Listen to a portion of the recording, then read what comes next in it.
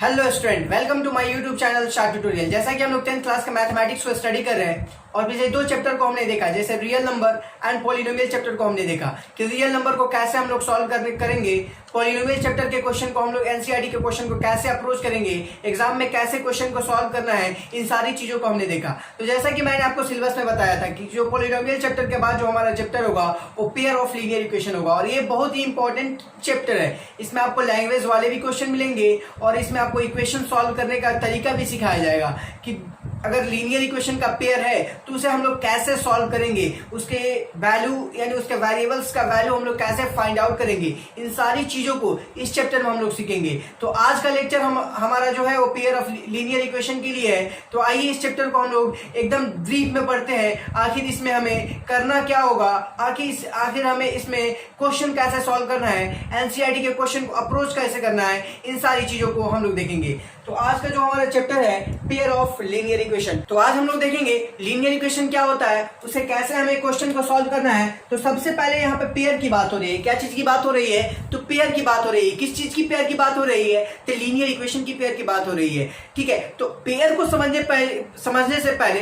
क्या चीज से पेयर आ रहा है, इस चीज को समझना जरूरी है कि हमारा पेयर किस चीज से आ रहा है। तो लीनियर इक्वेशन से वो हमारा पेयर आ रहा है, तो इसलिए हम लोग पहले समझेंगे कि लीनियर इक्वेशन क्या होता है। तो सबसे पहले हम लोग बात करेंगे लीनियर इक्वेशन का। लीनियर इक्वेशन आपका क्या होता है?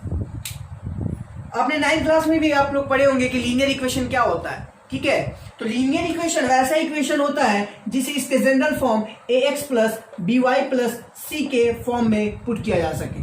ठीक है, लीनियर इक्वेशन को आप लोग जानते होंगे। You also know that an equation which can be put in that general form, यानी इस जनरल फॉर्म में अगर पुट किया जा सके जिस इक्वेशन को, वो क्या होगा? वो हमारा लीनियर इक्वेशन होगा। वो हमारा क्या होगा? लीनियर इक्वेशन होगा। तो अगर मैं आपसे ये पूछ दूं क्या 2x प्लस 3y प्लस 4 आपका जनरल क्या कहते हैं, लीनियर इक्वेशन है? तो यस, हाँ, ये लीनियर इक्वेशन है, क्योंकि इसे इसके जनरल फॉर्म में क्या किया जा सकता है, इसके जनरल फॉर्म में इसे पुट किया जा सकता है। That's why 2x plus 3y plus 4 is ये क्या होगा? एक लीनियर इक्वेशन होगा। इन सारी चीजों को आपको समझना होगा कि लीनियर इक्वेशन क्या होगा। तो लीनियर इक्वेशन का सबसे सिंपल फंडा है जिसे उसे जनरल फॉर्म में पुट किया जा सके, x plus by plus c में पुट किया जा सके, वो क्या है? वो लीनियर इक्वेशन है। उम्मीद है आपको लीनियर इक्वेशन समझ में आ गया होगा। अब हम लोग समझेंगे कि पेयर ऑफ लीनियर इक्वेशन। तो स्टूडेंट्स, जैसा कि हम लोग यहाँ पे देखेंगे सॉल्यूशन ऑफ लीनियर इक्वेशन क्या होगा। तो each solution x and y of an linear equation in two variable x plus by plus c is equal to 0 correspond to a point on the line representing the equation and vice versa।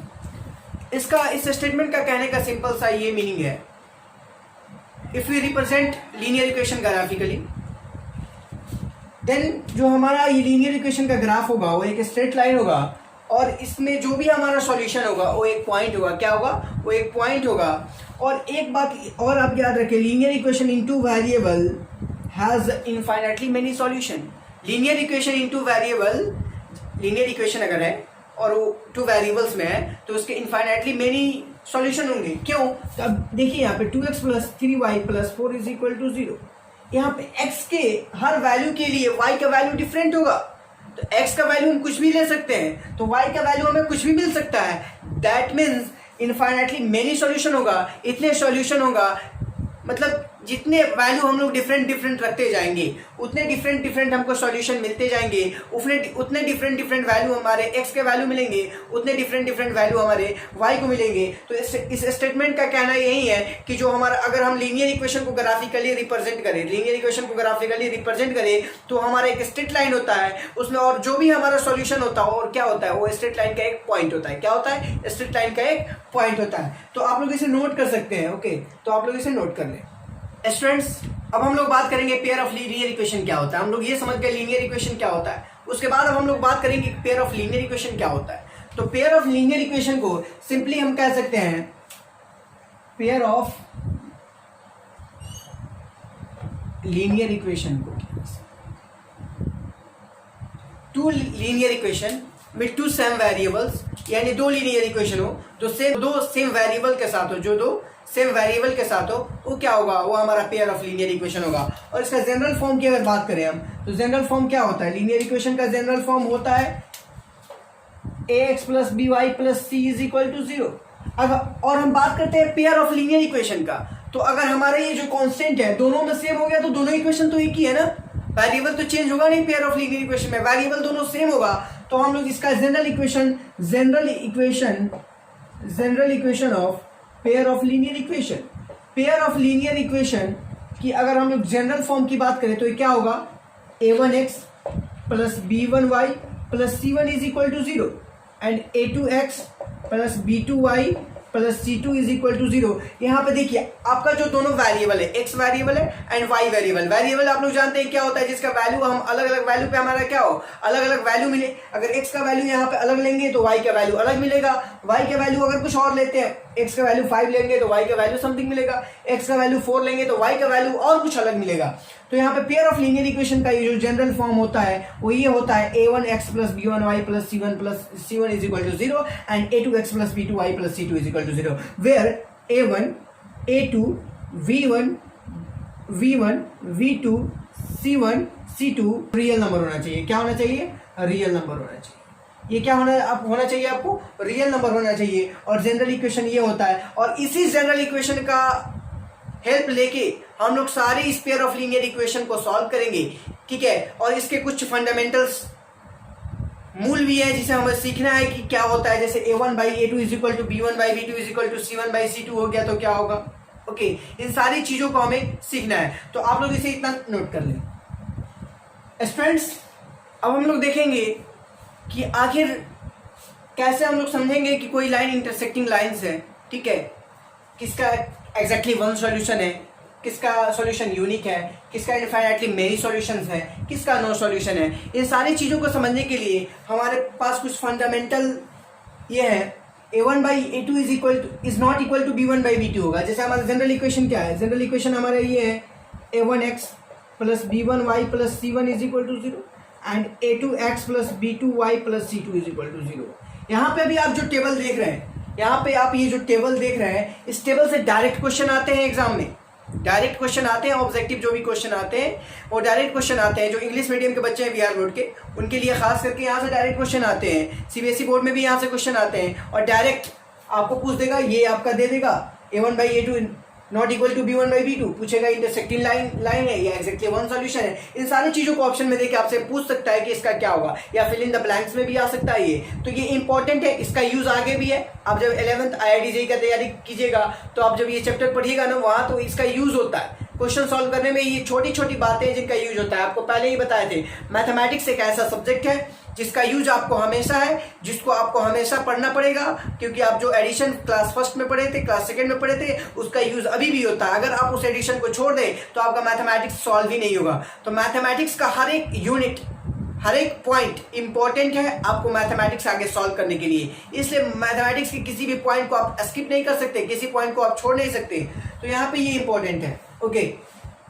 तो सबसे पहले एक और चीज हम लोग देख लेते हैं, जो हमारा पेयर ऑफ लीनियर इक्वेशन उसका ग्राफ हमारा कैसा हो सकता है, या तो इंटरसेक्टिंग हो सकता है, या तो इंटरसेक्टिंग हो सकता है यानी एक दूसरे को इंटरसेक्ट करे, या फिर कोलिनियर हो सकता है, या फिर कोलिनियर हो सकता है, ओके। या फिर क्या हो सकता है, पैरेलल हो सकता है, या फिर पैरेलल हो सकता है, ओके। तो वही चीज यहाँ पे बता रहा है कि a1 बाई a2, a1 क्या है, कोफिशिएंट ऑफ x है, a2 क्या है, कोफिशिएंट ऑफ x है इन सेकेंड इक्वेशन, और a1 क्या है, कोफिशिएंट ऑफ x है इन फर्स्ट इक्वेशन, ओके। इस बात को आपको ध्यान में रखना है कि a1 क्या है, a2 क्या है, b1 क्या है, b2 क्या है। जनरल इक्वेशन आपको मालूम होना चाहिए, आपके दिमाग में चलना चाहिए कि जनरल इक्वेशन आपका क्या है, ठीक है। तो a1 by a2 not equal to b1 by b2, अगर ऐसा हो, ठीक है, जैसे कि यहाँ पे 3x plus 2y plus 4 is equal to 0 and यहाँ पे 2x plus y plus 3 is equal to 0, तो यहाँ पे a1 बाई a2 क्या होगा, 3/2 नॉट इक्वल टू 2/1,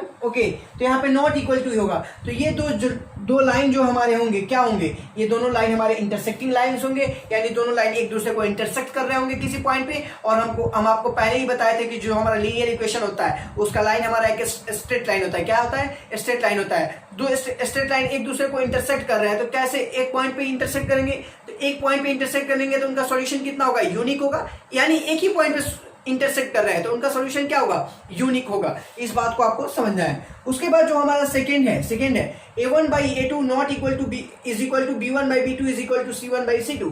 अगर ऐसा सिचुएशन हो a1 by a2 not is equal to b1 by b2 is equal to c1 by c2, तो ये दोनों लाइन कोइंसिडेंट हो गई। अगर लाइन कोइंसिडेंट हो गए तो इसका मतलब क्या है, उसका इनफाइनाइटली मेनी सॉल्यूशन होगा। हर पॉइंट पे उसके एक सॉल्यूशन मिलेंगे क्योंकि दोनों लाइन कोइंसिडेंट कर गए हैं। ओके, दोनों लाइन जब कोइंसिडेंट कर गए तो उसका इनफाइनाइटली मेनी सॉल्यूशन होंगे।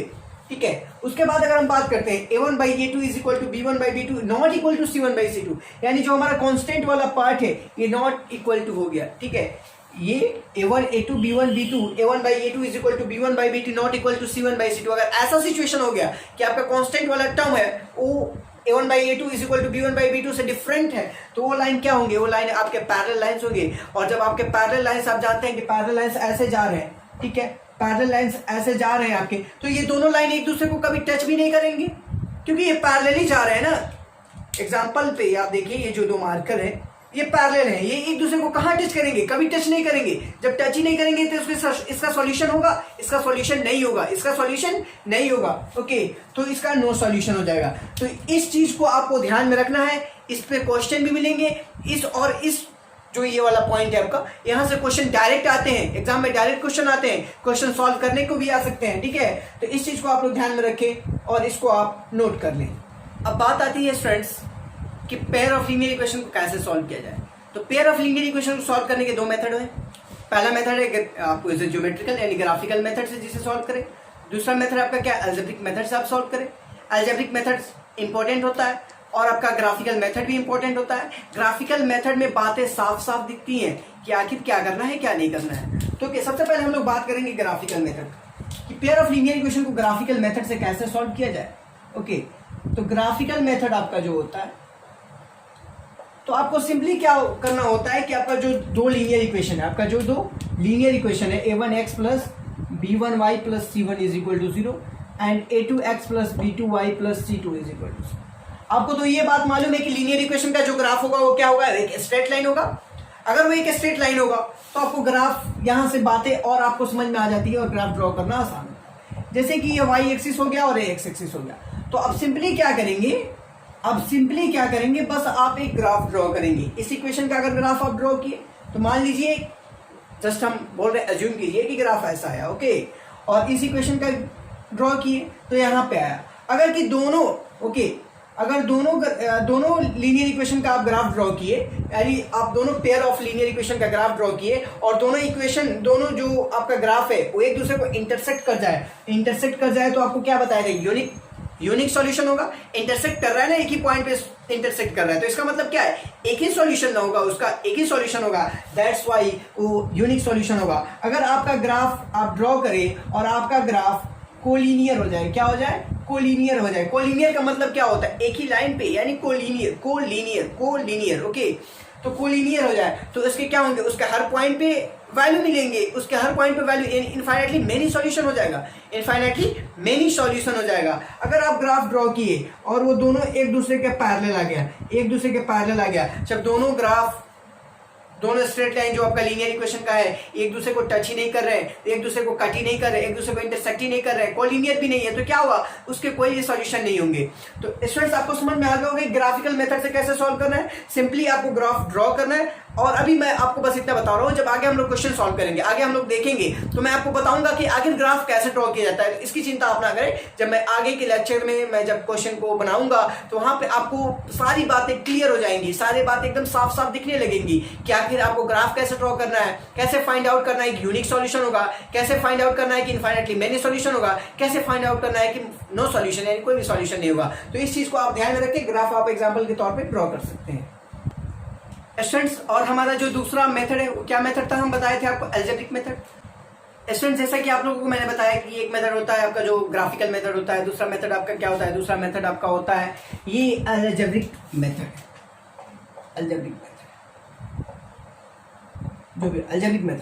तो अलजेब्रिक मेथड में क्या होता है, अलजेब्रिक मेथड में आपका जो फर्स्ट मेथड वो होता है सब्स्टिट्यूशन मेथड। इसके हिंदी नेम भी होता है, ठीक है, सब्स्टिट्यूशन मेथड। दूसरा क्या होता है, एलिमिनेशन मेथड। ठीक है। और तीसरा होता है cross multiplication method, cross multiplication method. Okay, तो हम लोग सबसे पहले बात करेंगे सब्स्टिट्यूशन मेथड का। तो नाम आप देख रहे हैं सब्स्टिट्यूशन, यानी एक से क्या कर रहा है, एक से सब्स्टिट्यूट कर देना है। ठीक है, आप लोग को बातें क्लियर होंगी कि नाम से ही पता कर रहे हैं कि सब्स्टिट्यूट करना है। ठीक है, तो सब्स्टिट्यूट करना है जब, इसको सब्स्टिट्यूट करना है जब एक इक्वेशन से दूसरे इक्वेशन में, तो हम लोग क्या करते हैं, जैसे कि हमारा ये इक्वेशन है 2x + 3y = 4 and 3x + 9y = 2। तो हम लोग का सब्स्टिट्यूशन मेथड में ये करना होता है कि आप किसी भी एक इक्वेशन को ले ले, और वहां से एक वेरिएबल का आप वैल्यू निकाल लें in the term of second variable and put the value of this variable in that equation, in second equation, and you get the answer, ठीक है, of these both variables। जैसे यहाँ पे हम लोग देखें 2x + 3y = 4 है। ओके, तो यहाँ पे x का वैल्यू निकाल देते हैं in terms of y, 4 - 3y/2 हो गया, और x का वैल्यू हम लोग यहाँ पर रख देंगे सेकेंड इक्वेशन में रखेंगे, तो हमारा ये जो पूरा इक्वेशन होगा y यानी एक वेरिएबल के टर्म्स में आ जाएगा। फिर वहां से हम लोग आसानी से आंसर उसका निकाल सकते हैं। तो जब हम लोग क्वेश्चन सॉल्व करेंगे आगे के लेक्चर में, तो देखेंगे इसको कैसे यूज करना है, इसका कैसे यूटिलाइजेशन करना है। ओके, दूसरा जो आपका मेथड है एलिमिनेशन मेथड में कुछ नहीं करना होता। एलिमिनेशन मेथड जैसे यहाँ पे क्या है, 2x + 3y = 4 and 3x + 9y = 2। तो दोनों इक्वेशन में किसी भी हम नॉन जीरो नंबर से मल्टीप्लाई कर सकते हैं। ठीक है, किसी भी इक्वेशन में हम लोग किसी भी नॉन जीरो नंबर से मल्टीप्लाई करें एंड किसी एक टर्म को हम लोग क्या करें, कैंसिल आउट करने का कोशिश करें। जैसे कि यहाँ पे अगर हम सोच लें कि हमको y वाला टर्म कैंसिल करना है, तो यहाँ पे सेकेंड टर्म में क्या है, 9 है, और यहाँ पे क्या है, 3y है। तो हम लोग क्या करेंगे कि फर्स्ट इक्वेशन में अगर 3 से मल्टीप्लाई कर दे तो हमारा y वाला टर्म कैंसिल होगा कि नहीं, y वाला टर्म हमारा एलिमिनेट हो जाएगा। एलिमिनेशन नाम से क्या मालूम चल रहा है, एलिमिनेट करना है, यानी भगाना है उसको, क्या करना है, उसको भगाना है। तो यहाँ पे किसी भी दोनों इक्वेशन में किसी भी नॉन जीरो नंबर से आप मल्टीप्लाई कर सकते हैं एंड किसी भी एक टर्म को एलिमिनेट करने का कोशिश करना है। क्या करना है कि एक टर्म को हम एलिमिनेट करें। तीसरा जो मेथड है हमारा क्रॉस मल्टीप्लिकेशन मेथड, इसको भी हम लोग देखें। तो स्टूडेंट्स, जो हम लोग तीसरा मेथड का बात किए थे, क्या था हमारा तीसरा मेथड, क्रॉस मल्टीप्लिकेशन मेथड। इसको सीजर मेथड भी बोलते हैं, सीजर के जैसा ये होता है। ओके, तो a1x + b1y + c1 = 0, a2x + b2y + c2 = 0। इसलिए इसको हम सीजर मेथड बोलते हैं, क्योंकि ये सीजर टाइप का ही होता है। ओके, ऐसे ऐसे मल्टीप्लाई हो रहा है, ऐसे ऐसे मल्टीप्लाई हो रहा है, इसलिए इसको हम सीजर मेथड बोलते हैं। ठीक है, अभी बोल सकते हैं अगर आप चाहें तो यहाँ पे सिंपल सा एक फॉर्मूला आपको याद करना होता है x का वैल्यू निकालने के लिए, y का वैल्यू निकालने के लिए। बस यहाँ पे आपको वैल्यू और इस फॉर्मूला में बस आपको पुट करना होता है, और आपका x और y, यानी यहाँ पे सब्स्टिट्यूशन जैसा काम नहीं करना होता है।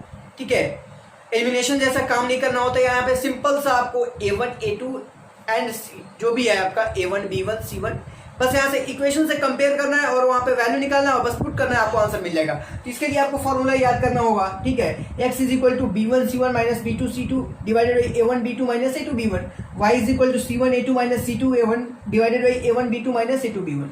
ठीक है, इस चीज को आपको याद करना होगा। और एक और चीज को आपको ध्यान में रखना होगा, a1 b2 - a2 b1 ≠ 0। अगर ये 0 हो गया, नीचे वाला ही 0 हो गया ना भैया, तो नीचे वाला 0 नहीं होना चाहिए। ठीक है, तो a1 b2 - a2 b1 ≠ 0 for unique solution. ठीक है, तो ये क्रॉस मल्टीप्लिकेशन का बात था। इस मेथड को ज्यादा प्रेफर मैं नहीं करता। ठीक है, लेकिन यहाँ पे आपको अगर स्पेसिफिक आ रहा है क्वेश्चन इसी पे कि आपको क्रॉस मल्टीप्लिकेशन मेथड से ही सॉल्व करना है, then you go through this method, क्योंकि यहाँ पे आपको फॉर्मूला याद करना होगा। और आगे आपको मैं बताऊंगा, यहाँ पे याद करने वाला भी कुछ नहीं है, यहाँ पे सिंपल सा ट्रिक यूज करना है। क्या करना है, सिंपल सा ट्रिक यूज करना है। और जो आपका एलिमिनेशन मेथड है, सब्स्टिट्यूशन मेथड है, ये थोड़ा अच्छा मेथड है। ठीक है, यहाँ से बातें ज्यादा क्लियर होती है, तो उस मेथड का हम लोग ज्यादा से ज्यादा यूज करेंगे। ओके, सब्स्टिट्यूशन मेथड का एंड एलिमिनेशन मेथड का, क्योंकि उसका आगे यूज भी बहुत ज्यादा होगा, इस मेथड का भी यूज होगा। ठीक है, तो इस मेथड से भी हम लोग पढ़ेंगे कि क्वेश्चन अगर स्पेसिफिक आ जाए किसी एक मेथड पे, ठीक है, एग्जाम में आपको ऐसा क्वेश्चन आ सकता है कि क्यों कोई आपको 2 पेयर ऑफ लीनियर इक्वेशन दे दिया और पूछ दिया कि आप एलिमिनेशन मेथड से निकालिए, आप सब्स्टिट्यूशन मेथड से निकालिए, आप क्रॉस मल्टीप्लिकेशन मेथड से निकालिए। तो इन तीनों मेथड्स को हम लोग देखेंगे कि इन तीनों मेथड से हमको क्वेश्चन को कैसे सॉल्व करना है। और इसके बाद एक बात आता है और कंसिस्टेंट एंड इनकंसिस्टेंट का बात आता है। कंसिस्टेंट कि कौन सा इक्वेशन कंसिस्टेंट होगा, ठीक है, और कौन सा इनकंसिस्टेंट होगा। तो दोस्त पहले पेयर ऑफ लीनियर इक्वेशन ठीक है। और ऐसा पेयर ऑफ लीनियर इक्वेशन जिसका नो सॉल्यूशन हो, जिसका क्या हो, नो सॉल्यूशन हो, वो कंसिस्टेंट होता है। And inconsistent pair of linear equation वो लीनियर इक्वेशन होता है जिसका इनफाइनाइटली मेनी सॉल्यूशन हो, ठीक है, जिसका यूनिक सॉल्यूशन हो, वो inconsistent pair of linear equation होता है, ठीक है। तो स्टूडेंट्स आपको ये सारे बातें अच्छे से समझ में आई होंगी। आप लोग पेयर ऑफ लीनियर इक्वेशन का जितना रिक्वायर्ड थ्योरी था वो पढ़ चुके हैं, ठीक है। आगे के लेक्चर में हम लोग एनसीईआरटी के क्वेश्चन को सॉल्व करेंगे और देखेंगे कि एनसीईआरटी के क्वेश्चन को कैसे अप्रोच करना है, कैसे उसे सॉल्व करना है, ठीक है। तो आगे के लेक्चर के लिए आप बने रहिए मेरे साथ। आज के लिए इतना ही, मिलते हैं अगले